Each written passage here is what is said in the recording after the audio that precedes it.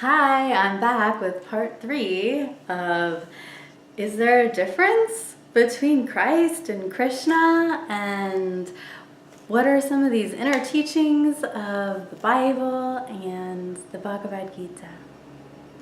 So I today am referencing the Bhagavad Gita by Paramahansa Yogananda. He does this really great commentary on the verses that are from the Gita. So I want to read you this one.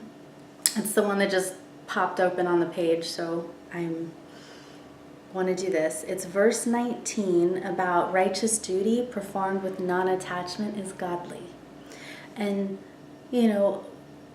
I know that there's a passage similar like that in the Bible, and so this is one of those universal truths that are amongst multiple spiritual scriptures and teachings. Okay, verse 19.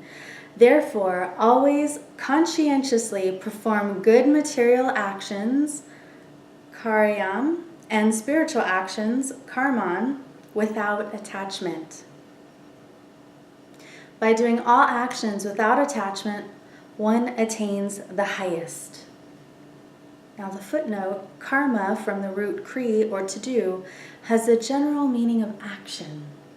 It can also mean specifically material action or dutiful action, religious rite, or spiritual action, as also the effects one reaps from his actions.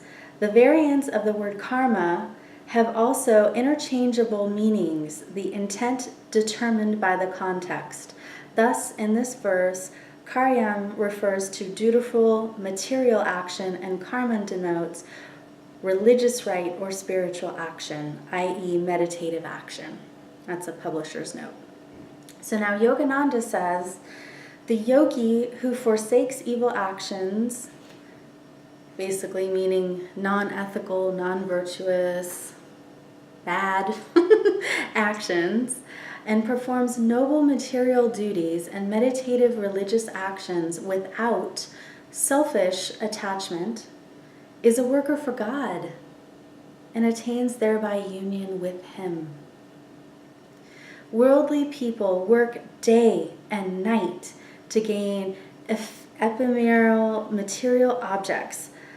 The yogi becomes increasingly attached to spiritual actions and thereby displaces material desires by spiritual ones.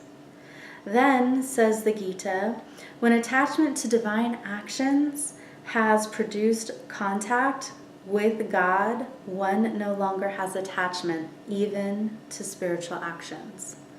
This is the meaning of performing all actions with non-attachment. All actions as motions are confined to the realm of vibration. Material actions performed with a desire lead one away from God, while spiritual actions lead one to God. After the devotee is united to the infinite, however, he has reached the vibrationalist state beyond all action. Material actions are performed by engaging the life current and the mind with the senses. Meditative actions are performed by withdrawing energy and mind from the senses. At first, the devotee must cultivate attachment to spiritual actions in order to banish attachment to material actions.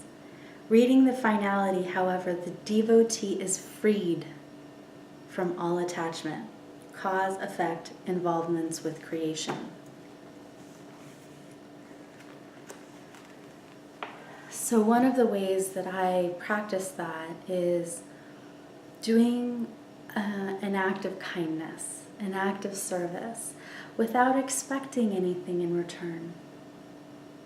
Just for the sake of being nice, for the sake of being a good person, a good soul. That's one way that I implement it into, material daily activities.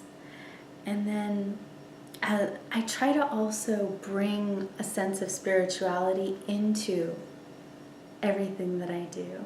so that I'm also cultivating more of those spiritual practices into it.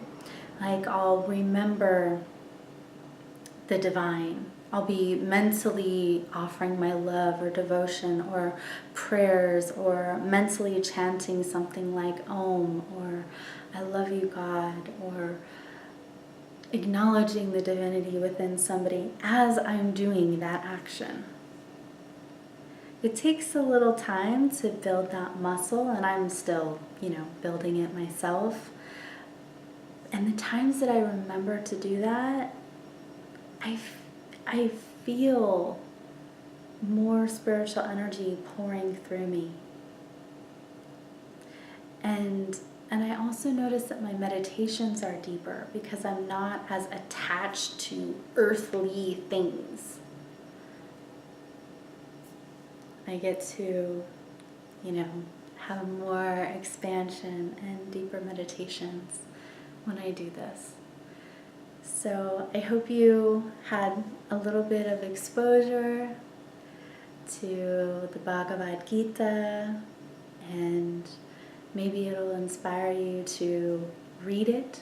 You can also listen to it even on YouTube. They have YouTube videos where you can just push play and hear somebody reading it to you. But if you want the actual commentary, the metaphysical commentaries on each of those verses, then the yoga of the Bhagavad Gita, or these, big 2 volume books would be another way to go for greater information. And you can get them at Self-Realization Fellowship. So if you look up Self-Realization Fellowship or Paramahansa Yogananda, you can get either the Bhagavad Gita or the Second Coming of Christ, which was what we had talked about last week.